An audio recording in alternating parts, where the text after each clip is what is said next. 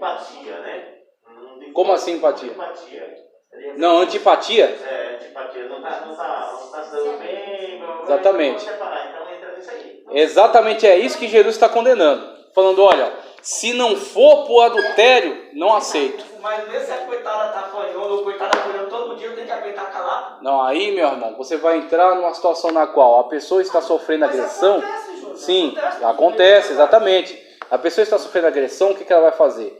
Para a proteção da sua vida, ela vai se separar daquela pessoa. Só que isso não necessariamente significa casar-se de novo. Uma coisa é a separação de corpos. Não, divórcio não é separação. Não confunda. Uma coisa é divórcio, outra coisa é separação. Separação é você estar separado de corpos. Você se separou daquela pessoa porque ela está te agredindo. Então você, para não continuar sendo agredida, você se esconde dela. Você vai para outro lugar, você vai perto de seus parentes. Agora, não necessariamente você está divorciado dela. Não rompeu o contrato matrimonial. E é o que acontece. Para você ter a legalidade para casar de novo, aí é onde entra aquilo que Cristo falou. Cometeu um adultério, ou houve uma morte, pronto. Se acontecer uma dessas duas coisas, você está divorciado. Você pode casar de novo e oficializar seu novo casamento. Eu quero ver qual religião, eu vou falar da nossa, Sim. Qual igreja, qual pastor que não aceita umas condições dessas. Então. A situação, ela fica difícil. Sabe, isso que você está dizendo para mim foi exatamente o que Pedro disse para Cristo. Ele falou, não convém se casar. Ele falou, por quê? Se o homem está dessa maneira ligado à mulher, não se convém casar. Aí Cristo falou, essa palavra não se aplica a todos. Mas tudo bem, mas as graças não foi no começo, foi depois de casal da igreja. Aí você tem que reestabelecer o casamento. Posso aceitar isso? Fez muito casal. Meus amigos que aconteceu isso também. Sim. Assim. Por que eu vou me meter numa coisa que Jesus disse, divórcio ou morte? Eu vou dizer o terceiro? Eu não. Eu não vou pôr a mão de sacumbuca de jeito nenhum. O divórcio na história da igreja, olha só. Aí vocês entenderam qual é a situação da seriedade com que a igreja deve tratar o tema?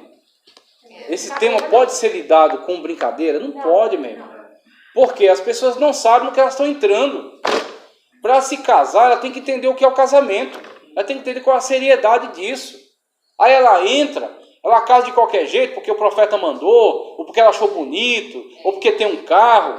Aí daqui a pouco começa os desentendimentos. Não, porque gosta disso, ela gosta do outro. Eu não suporto sua mãe, não suporto seu pai, não sei o quê. Vão divorciar. Vai divorciar? Vai. Então, se vire. Quer dizer, qual é essa situação agora diante de Deus? Não sei. Porque, olha, aquilo que Cristo disse, divórcio ou morte. Adultério ou morte. Então, colocasse uma multa aí, se você divorciasse, vai... tomar uma multa. Talvez diminuísse. Como que vai pagar a multa na pandemia? Talvez diminuísse. O divórcio na história da igreja. Embora o ensino sobre a legalidade do divórcio por motivos justos pareça ser correto, bem cedo surgiram opiniões contrárias. Embora sem muita certeza, o parecer de Agostinho é que nenhuma das partes, depois do divórcio, poderia contrair novo matrimônio. Seu parecer, embora não muito seguro, foi aprovado pelo Concílio de Trento. E aí, aqui uma pessoa importante da igreja, que é Agostinho, que é um dos grandes teólogos da igreja. O entendimento dele foi esse. Só que o entendimento dele era mais rígido ainda. Ele dizia, até a pessoa que sofreu, que foi prejudicada com o adultério do outro, nem ela devia se casar de novo. Agostinho chegou a esse nível aí. Teve um camarada... Esse versículo que onde Jesus está falando, não é isso mesmo? Não, aí o que ele diz. Se não for por motivo de adultério. Cada um lê e deve ter... Não é. Veja só. Quais são as duas vertentes aí que você viu? Primeiro, Jesus disse, se der carta de repúdio, carta de divórcio, que era a prática que estava acontecendo na época, né? Se não for por este motivo, ou seja, por adultério, né? Por motivo de promiscuidade. Se não for por este motivo, aquele que repudia a mulher está fazendo com que ela adultere. Por quê? O que Jesus está dizendo? Os motivos alegados, se não for esse aqui, não são motivos válidos. Mas se a mulher já adulterava, ela já automaticamente já seria condenada a perder. Não, você não está entendendo. Veja, a mulher está casada. Olha, pessoal, presta atenção aqui, se ficar com esse paralelo, atrapalha. Pessoal, a mulher está casada, está cuidando da vida dela. Ela está cuidando da vida dela, está cozinhando, lavando e cuidando dos filhos. Aí o homem encasqueta que não quer mais ficar com ela. Ah, não, aí começa a dar. Não, você agora tá só andando bagunçado. Não, você não está cozinhando bem mais. Eu vou dar carta de divórcio. Aí procura saber com os sábios. Se ele for na escola de Shammai, o pessoal vai falar, tome vergonha na sua cara e fique com a sua mulher. Só se ela adulterar é que você pode dar carta de divórcio. Se for para a escola de Léo, ele vai dizer, ah, você não está mais gostando dela? Ela não está cozinhando bem mais? Dá uma carta de divórcio, está tudo bem. Aí o que acontece? A escola de Léo flexibilizou a coisa, liberalizou, ficou uma coisa liberal. Aí quando chegou até Cristo essa questão, ele colocou assim, dessa maneira. Se não for por este motivo aqui, você está, além de você estar adulterando, você está jogando sua mulher no adultério. Então a mulher que foi lançada no adultério, ou seja, ela vai ficar sozinha, você vai abandoná-la, ela vai ficar sozinha. Pense numa mulher com 2, 3 filhos para criar. O que ela vai fazer? Ou ela tem alguns parentes para ajudar, ou ela vai tentar se envolver com outra pessoa, para poder ajudar no sustento. Aí Jesus disse exatamente, você causou que ela adulterasse. Você causou que ela adulterasse. Você ainda está empurrando a pessoa com adultério. Agora, qual é a situação daquela mulher? Isso. Exatamente. Se a mulher... Hoje os direitos são iguais. Ah, sim. E aí o que acontece? É aquilo que eu venho falando ao longo de toda a aula de ética cristã. Nem tudo que é legal é moral.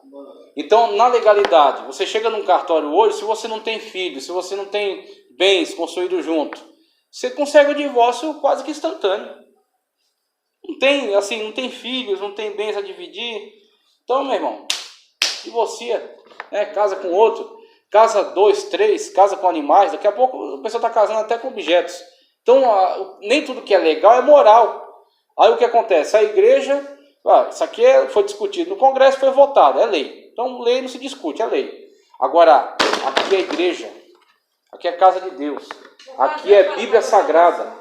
Aqui não é Constituição do Brasil, aqui é Bíblia Sagrada. Então, meu irmão, de acordo com a Bíblia Sagrada, você precisa ensinar para as pessoas o que é. Então, meu irmão, mas é muito difícil, mas é muito complicado. Quem disse que era fácil? Ninguém nunca disse que ia ser fácil. É isso aí. Agora, se a igreja não se posicionar, a sociedade, para ir para o inferno, ela vai sozinha. A igreja que precisa se posicionar e dizer, não, chegou a hora de valorizar isso aqui. Chegou a hora de levar isso aqui a sério. Está muito bagunçado, virou uma loucura.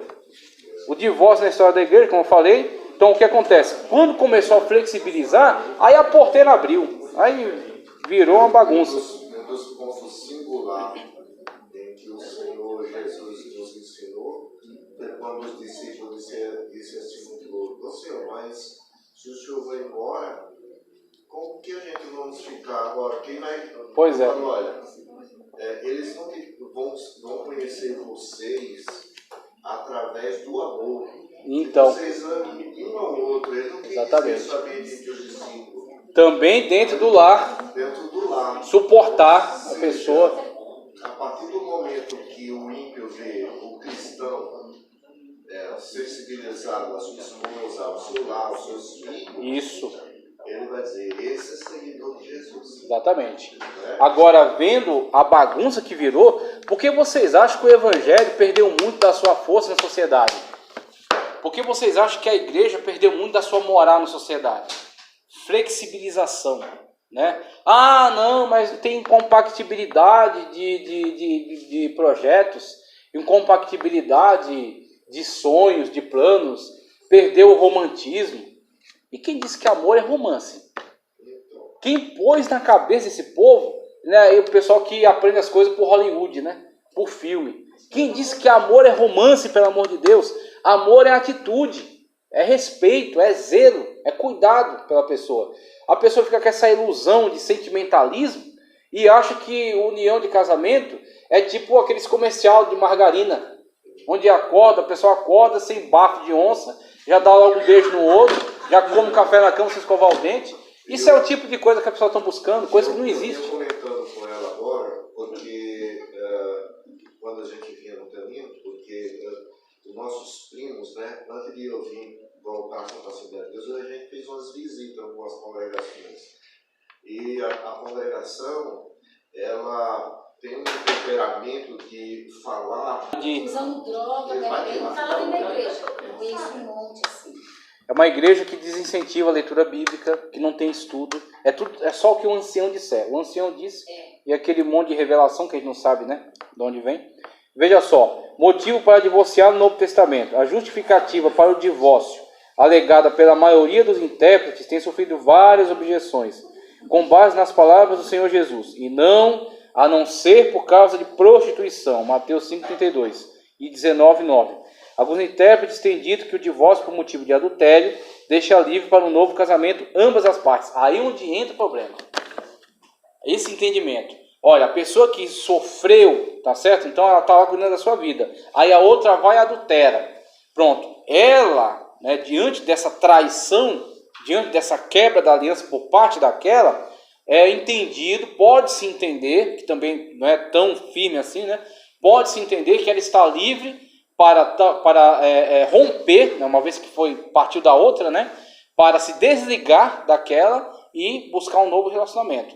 Mas aquela pessoa que cometeu o adultério, a situação dela é incerta. Por quê? Porque de acordo com o Antigo Testamento, o que ela merecia, na verdade, é morte. Então ela ia deixar de existir. Essa que ia ser a questão. Hoje, qual é a situação dela? É uma coisa muito incerta. Porque eu não tenho elementos para dizer para você. Porque o Senhor Jesus Cristo, ele não chegou nem a discutir. Quando ele traz a questão do que é adultério para ele, é uma coisa mais séria ainda. Porque ele fala que até olhar para a mulher com cobiça sobre ela, para ele já é adultério. Então, quer dizer, ficou mais complicado ainda. Mais difícil ainda. A mensagem é, não adultere. Não adultere, porque o teu caso vai ficar muito difícil. Apesar que o adultério não só encaixa nesse negócio de sexo, né, da mulher com o homem. Pode encaixar em outras situações também.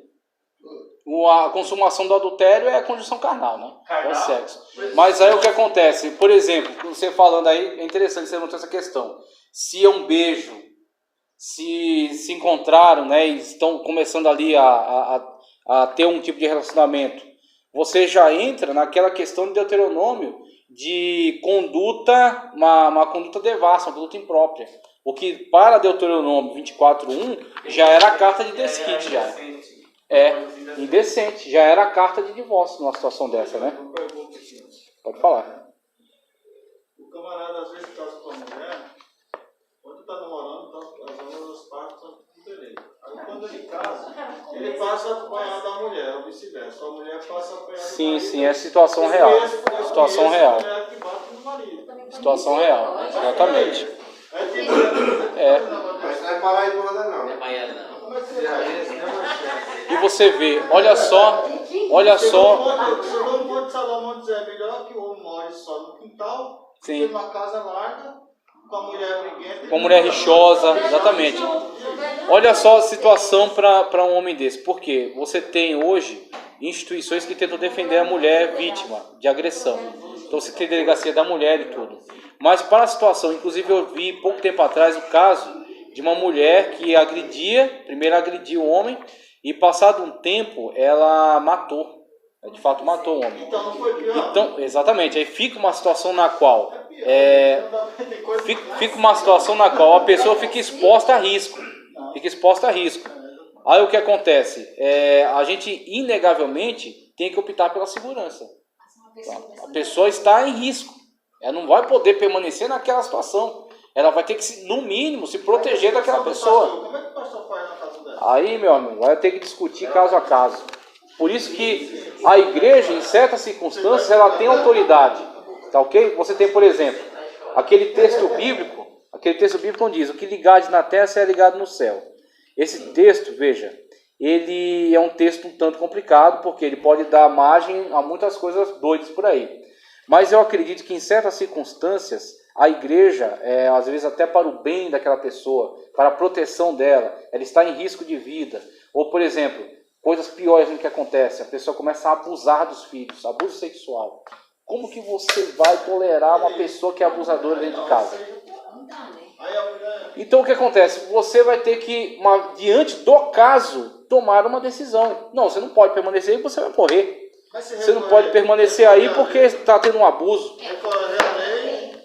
Aí não está pecando. Eu acredito que não. Um exemplo, lá na igreja do pastor João Figueiredo, o casal inventou de casar, marcou o casamento, alugou o sítio, fez uma festa, alugou o buffet, tudo. Quando chega na hora, o pastor fala, me dá aí o certidão do casamento. Ah, não casou. Não. E aí, pastor, na hora de fazer a cerimônia, o que ele fez? Ligou Sim. o pastor Paulo, que é advogado. Sim. Aí o pastor Paulo... Ele é juiz de paz, né? Ele correu, orou ali rapidinho e foi recorrer ali. Sim. Tem uma brecha que o pastor pode dar um... E aí tem um tempo, né, para ir lá e validar, né?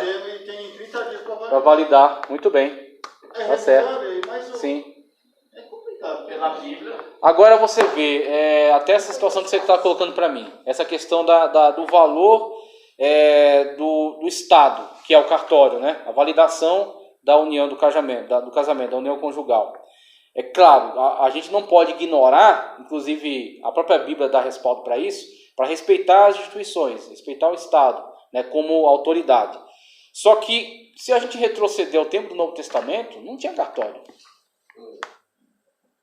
Como é que as pessoas validavam seus casamentos na época? Quem validava os casamentos, você tinha família e autoridade eclesiástica. Era o sacerdote.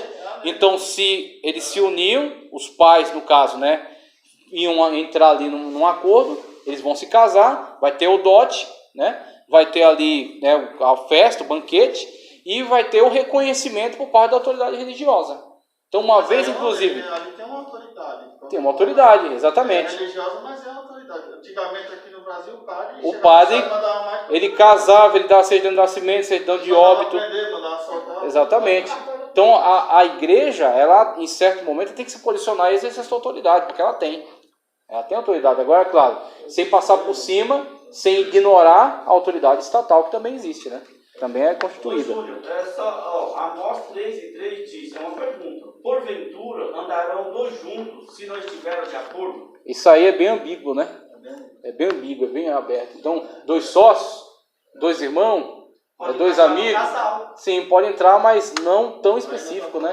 Não é força para... É uma pergunta. É uma pergunta. De cada um. Exatamente. Aí o que acontece no casamento? De fato, não anda dois juntos se estiverem em acordo. Então, entre em acordo. Porque senão vai ficar ruim. Senão vai ficar difícil. Ah, meu irmão, entra assim. As bases do divórcio. Conforme já foi dito, o matrimônio é uma aliança entre o homem e a mulher que só termina com a morte. Isso significa que diante de Deus, nenhum Estado, então o Estado diga o que quiser dizer. Ele tem que atender à sociedade da sua época, né? Nem a própria igreja tem o poder de dissolver, pois o próprio Jesus disse, o que Deus uniu, o homem não deve separar. Muito bem. Mas ao que parece, o adultério também tem esse poder. Mas por quê? De acordo com alguns intérpretes, é porque o adultério produz no casamento o mesmo efeito produzido pela morte. Olha, o salário do pecado é a morte. Tá, aí você vai trazer algumas interpretações, e o problema aqui é o seguinte, aí começa a entrar um problema de exegese no meio. Porque tem alguns textos, que estão tratando de casamento. Tem textos que estão tratando de uma forma geral. O salário do pecado é a morte. Em que sentido? Sentido geral. Todos vão morrer, né, decorrência do pecado. Agora, podem vir a ressuscitar se forem salvos na pessoa bendita de Cristo Jesus.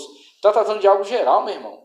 Aí você quer pegar um texto que fala o geral da humanidade para você discutir questões específicas de casamento, você tem que pegar um texto relacionado com casamento. E aí você vai ter essa palavra do Senhor Jesus Cristo, que foi nessa tendência, e você tem Paulo, que traz também algumas discussões. Deixa eu encontrar aqui, a gente já vai... Vai ter intervalo? Tem? Então já vou liberar, veja só. Eu quero encontrar aqui, onde ele começa a aproveitar alguma coisa de Paulo, veja só. Com base no capítulo 7 da primeira carta de Paulo aos Coríntios, os primeiros dirigentes da igreja reformada, Lutero, Calvino, Zwingli, entendendo que além do adultério, a deserção voluntária e definitiva também anula o casamento. Paulo dedica quase todo esse capítulo ao ensino sobre casamento. Não há que duvidar que nenhum dos escritores bíblicos escreve sobre o casamento em nível tão significativo como Paulo. Ele mostra que o casamento é mais do que a união de dois corpos, mas também dois espíritos. Chega ao ponto de dizer que o cônjuge incrédulo é santificado pelo cônjuge crente. A luz da parte crente é tão poderosa que suplanta as trevas da parte descrente. Para ele, o casamento é algo tão nobre que serve para ilustrar a união da igreja com Cristo. o matrimônio, segundo Paulo, faz pelo homem na esfera da natureza o que a união com Cristo faz na esfera da graça. Em resposta às perguntas dos membros daquela congregação, ele começa dizendo que bom seria o homem não tocasse mulher, mas com base na antiga aliança, na vontade de Cristo, na natureza humana, ele reconhece que cada homem deve ter a sua própria esposa e cada mulher o seu próprio esposo. Devido às atuais circunstâncias, ele começa a conselhar aos solteiros a não se casarem.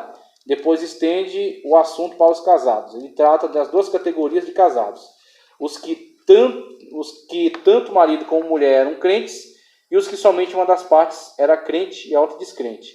Com respeito ao primeiro caso, ele diz que, visto que segundo a lei de Cristo o casamento é indissolúvel, nenhuma parte tem o direito de repudiar a outra. Mas se em violação à lei de Cristo uma esposa tinha abandonado seu marido, ela era obrigada ou a permanecer solteira ou a reconciliar-se com seu marido. O apóstolo assim implicitamente reconhece o princípio de que pode haver causas que justifiquem que uma mulher abandone seu marido, as quais não justificam a dissolução do vínculo matrimonial. Se a parte incrédula está disposta a prosseguir com a relação matrimonial, a parte crente continua obrigada a ser fiel. Você entende que eu te falei pouco tempo atrás? Você falou sobre separação e divórcio, que eu enfatizei que uma coisa é diferente da outra por causa do texto de Paulo, que ele fala, olha, a mulher não consegue viver com seu marido, ele não diz por quê. Então, brigas, risco à vida, diversos tipos de situações, então ela se separa. Só que olha a cabeça de Paulo, ela se separa e fica na dela. Fica solteira, se preserva. Ela está separada, aí algum motivo de risco de vida, alguma coisa assim. Ela está separada dele, mas não está divorciada. E aí onde entra? Se ela quiser reconciliar-se, reconcilie-se com o seu marido. Ele fala, continua sendo seu marido, meu querido. Continua sendo ele. E aí para divorciar-se dele, adultério ou morte. É onde entra as duas situações. E aí o que acontece? Outra situação que ele coloca. Os dois eram incrédulos. O evangelho foi pregado. Aí veio para a igreja. Quem veio para a igreja? Veio o marido. A esposa não. Veio a esposa. O marido não. Ele disse, isso não é motivo para você se separar dele. Ele não é crente. Isso não é motivo. Ele fala que o cônjuge crente que santifica o descrente. Ou seja, aquele relacionamento, mesmo que ele continue sendo incrédulo, você está abençoando aquele casamento. Você está abençoando aquele relacionamento. Deus reconhece aquele relacionamento. Aí ele coloca outra situação. Se o cônjuge descrente se separa, se é ele, parte dele, ele abandona. Se ele abandonou, então deixe que vá. Aí ele coloca que a pessoa não deve viver subjugada a essa situação. Se a pessoa consentiu em viver com ela, consentiu em viver com aquela pessoa, permaneceu no relacionamento, mas é a outra pessoa que resolveu deixá-la. Por quê? Ela não tem compromisso com Cristo, com a igreja, com nada disso. Ela fala, não quero mais saber, você virou crente, então não presta para mim mais. Então, deixei você para lá. Pronto, a partir desse momento, foi a pessoa que rompeu com ela. Ela não foi a causa do rompimento, mas ela foi a vítima do rompimento. Então, é aquela situação onde a pessoa foi agredida com o adultério do outro. Ela foi agredida com uma quebra de aliança. Tá ok? Pode falar. Aí nesse caso, é lógico que essa pessoa que rompeu o casamento, supostamente vai casar. Ele vai arrumar outra pessoa. Ou ele vai se prostituir com prostitutas. Seja, então ela vai ficar livre. Vai ficar livre. Ele está livre para um novo relacionamento porque não partiu dela. Entendi. Júnior, uma coisa também interessante é o seguinte. Paulo tratou sobre o crente e o descrente. Mas nesse caso, a pessoa vindo para servir a Cristo. Isso é. É diferente de casar com pessoa do mundo, né? Sim, muito bom. Que é a outra questão, que é onde Paulo fala para não se pôr em julgo desigual. Já estou liberando, viu? Não se pôr debaixo de julgo desigual. Porque o que acontece? Se você se coloca debaixo de julgo desigual, o casamento é uma instituição séria. A Bíblia não vai abrir brecha para você brincar com isso. Então você quer se casar com um incrédulo. Vai vir sofrimento por aí. Teve algumas pessoas que eu já vi que se casaram e pela misericórdia de Deus a pessoa se converteu. Mas esta não é uma boa estratégia. Pode ser que a pessoa, depois de um tempo, ela mude e ela comece a oprimir você. E não é por causa dessa opressão que você vai conseguir uma justificativa para o divórcio. Você vai ter que aguentar a parada. É por isso que Paulo fala, não se colocar debaixo do jugo desigual. E se eles já vieram para a igreja casados? Só que, por exemplo, o marido quer servir a Deus e a mulher não. Essa situação que eu coloquei. Se ele, no caso, veio, só a mulher aceitou, mas o marido fala, não, tudo bem, não tem problema você ser crente. Continue. Porque o casamento, ele mesmo vindo do mundo, né, sabendo que não conheciam a Cristo, mas Deus respeita o casamento. Agora, se o marido fala, não, quero te largar, ou você larga a Cristo, que é essa situação, por isso que ele coloca essa seriedade, ou você larga a Cristo ou divorcia de você. Aí Paulo fala, se ele quiser ir, que vá. Aí a mulher está liberada. Está liberada para se casar, porque não foi ela que causou, foi o marido que a abandonou. Mesmo que não tenha adultério. Mesmo não tendo adultério, ele a largou, ele abandonou. E aí, e a situação do marido? E a situação do marido? O marido nem é crente, meu irmão. Mas Exatamente. aí E a situação da mulher? A mulher nem é crente. Júnior, mas como olha, uma coisa puxa a outra. Sim. Eu estou pensando Nós vamos puxar porque essa fila. Sim. E como fica esse cara se supostamente no futuro ele vinha ser crente? Aí você tem, por exemplo, ele era incrédulo e ela consentiu em morar com ele, ele não quis saber, ele se separou dela, aí vai, ela permanece na igreja e se casa. Certo. Pronto. Aí ele está no mundão. Daqui a pouco, mais pra frente, nas curvas da vida aí, ele resolve, não, minha mulher estava certa, eu vou para a igreja. Se converte. Só que ela já está em outro status já. Uma vez que ele a abandonou naquele momento e ela se ligou com outra pessoa, aquela aliança já foi rompida lá atrás. Ele agora, tudo bem, se converteu. Deus não leva em consideração os tempos da ignorância. Ele era ignorante, ele era cego, ele não tinha noção da seriedade das coisas de Deus. A partir desse momento, o passado dele está apagado. Ele vai ser uma nova criatura e vai a partir do momento. Aí você tem. Agora, olha, a partir disso aí que o senhor falou. Foi ótimo. Isso foi livrado. A partir disso aí, a partir dessa situação que o senhor levantou, veja. A partir dessa situação que o senhor levantou. Olha só a seriedade. Ó, presta atenção aqui, ó. A partir da situação que o pastor levantou. Pedro diz assim, ó. É melhor que não o conheçamos do que conhecendo o rejeitemos. Porque uma vez que você conhece a Cristo, uma vez que você foi feito templo e morada do Espírito Santo de Deus, uma vez que você conhece a lei de Deus, você está nesse caminho, você foi salvo pela graça, tá certo? A partir desse momento, se você lida com a graça de uma forma irresponsável, você vai ser responsabilizado por tudo. Então, uma coisa que são dois status, a pessoa que não conhece e a pessoa que conhece. A pessoa que conhece, ela sofre todo o peso. A pessoa que não conhece, Deus não leva em consideração o tempo da ignorância. É outra coisa. Então, essas duas situações têm que ser levadas muito em consideração. Uma coisa é o incrédulo, outra coisa é o crente. Então, o incrédulo, ele se salvou, passado é passado. Agora, a crente, meu irmão, a coisa fica muito séria. A mulher foi apanhada dentro do cara, chegou lá e a situação que Jesus, os irmãos conhecem que Jesus não condenou ela e os outros foram embora. Então, essa coisa eu abordei faz pouco tempo. Tem que tomar muito cuidado na análise desse texto. Veja só um minuto, olha só. A mulher foi apanhada em flagrante ato de adultério. Muito bem, chegou até Jesus. Jesus, o que o senhor vai fazer? Jesus estava riscando na areia. Aí Jesus, só uma coisa, só para falar, fala aqui, fala com a gente aqui, ó. Põe aqui, põe na mesa aqui, ó. Pode pôr para cá, não fala paralelo não. Olha só, Jesus foi levado até Jesus. O que o senhor vai fazer? Segundo a lei de Moisés, tem que ser apedrejada. Muito bem, Jesus está escrevendo na areia lá. Aí Jesus se levanta e olha para aquela situação. Aí ele diz assim, não, o que ela fez não tem problema não. É isso que ela disse? Que ele disse? Não. Mas aí é que ele não disse isso. Você não deixou terminar. Não, calma aí, veja só. Ele não disse isso. Não disse isso. Né? Muito bem, o que ele falou? Vai no peque mais. Isso, depois ele fala isso. Mas o que ele falou antes? Quem não tem pecado, atire a primeira pedra. Por quê? Aquele que atirar a primeira pedra é o responsável legal pela sentença. Ele foi o iniciador do julgamento. Ou seja, Cristo disse, quem estiver totalmente ok aqui, atire a primeira pedra. Mas o meu pensamento é onde você tem. Mas essa mulher não tinha conhecimento da lei? Para cometer um adultério são quantas pessoas? Calma aí. Você tem que chegar no mesmo raciocínio que eu. Para cometer um adultério, quantas pessoas são? Porque um adultério com uma pessoa só é masturbação. Então, são 2 pessoas. São 2. Quantos tinham lá? Tá totalmente errado. Cadê o outro?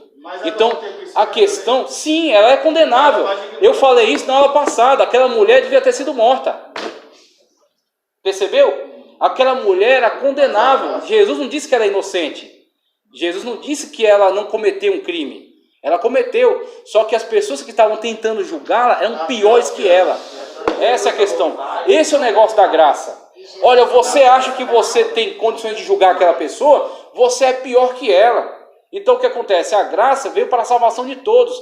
Porque ninguém tem condições de julgar ninguém. Está todo em pecado. Está todo mundo condenável. Então o que acontece? Eu vou fazer pecador por vocês e vou abrir a porta de salvação por meio da minha obra. Então Cristo fez o quê? Pegou o pecado de todo mundo. Porque tinha um pecador se achando melhor que outros pecadores. Aí quando depois passar daquela situação, Jesus Cristo diz para ela, vai e não... Porque você pecou aqui, minha querida. Você devia ter sido condenado, devia ter sido apedrejada. E aquela mulher do tanque lá, que Jesus vai entrar com ela? Aquela mulher do tanque. O que aconteceu? Vai lá e pede o seu marido. A pergunta de Jesus foi na mosca. Então. Foi na mosca. Jesus fez aquela pergunta provocativamente. Busca teu marido. Não tem um marido. Ele falou, dissesse bem. Ainda bem que ela falou a verdade. Por quê? Tiveste, né? E o que tens agora também não é teu. Então, quer dizer, você está vivendo uma situação, ou uma situação de... uma situação de adultério, porque ela está fora do relacionamento oficial. Então, o que acontece? Ela também é condenável. Tanto que ela ia buscar água ali fora do relacionamento com as mulheres, né? Fora do contato social. Então, porque ela também era condenável. Então, se você vê esses 2 versículos aí, dá a entender que a chance do coitado o cabra safado que adulterou, ser perdoado por Cristo. Ah, sim, por causa da graça. Então, por causa da graça. Então, ao mesmo tempo que ele está morto, ele não está. Sim, porque ele tem a chance de ser perdoado. Agora, o que acontece? O arrependimento que é o negócio. O arrependimento. A bondade de Deus é grande. Porque Exatamente. Mesmo Caim, quando matou Abel, se ele se arrepende, ele tinha cansado. Deus deu a ele. O pecado já a porta. Exatamente. Não é época da graça, mas exatamente. Por isso que eu preguei aqui, eu falei, Deus é Deus de graça desde sempre. Não é de ontem. Só ler aqui, vai para o intervalo que a menina já deve estar desesperada. A lei do divórcio recebeu aprovação no Brasil em 26 de dezembro de 1977, como lei 6.516. Segundo ela, o divórcio só pode ser concedido após 3 anos de separação judicial. A separação, no entanto, se for por mútuo consentimento, pode ocorrer 2 anos após o casamento, ficando as partes envolvidas desobrigadas de coabitação, a fidelidade recíproca ao regime matrimonial de bens. A separação ainda pode ser concedida quando requerida por um cônjuge que alegue conduta desonrosa do outro, desde que haja 5 anos comprovado de ruptura de vida comum e seja confirmada a impossibilidade de reconciliação, ou ainda em caso de 5 anos de doença mental incurável, manifestada após o casamento. Mesmo assim, em tais casos pode ser negada a separação. Aí você vê como o casamento, até para a instituição estatal, ele não é brincadeira, é coisa séria, tá ok? Então intervalo, só que intervalo rápido, hein? Que a gente avançou nessa discussão aí. Vocês ficaram quebrando pau aí com o negócio de casamento e levou a aula toda.